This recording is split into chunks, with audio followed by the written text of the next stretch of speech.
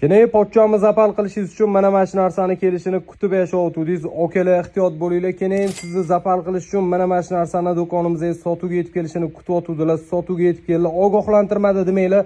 Ogohlantirib qo'yamiz. Bitta e'tibor beringlar. O'zi bu qanaqa ishlatiladigan narsa. Misol uchun telefoningizda nimadir chiqayotganingizda buni ulab qo'yadigan bo'lsanglar, telefoningizda nima ekranda chiqayotgan bo'lsa, botgan xuddi o'sha narsani olib chiqib beradi. Ya'ni selfie screen bo'ladi. Mana bunga bitta e'tibor beringlar. Agarda keyin buni bizdan xarid qilib telefoningizga bilintirmasdan ulab qo'yadigan bo'lsalar, okey, Instagramda qaysidir qizlarga like bosib o'tirasizmi yoki kimlar bilandir yozishib o'tirasizmi?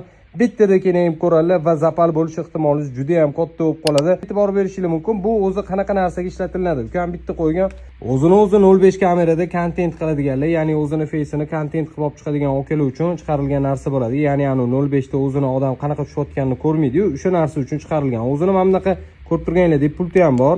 Bosadigan bo'lsanglar rasmga oladi.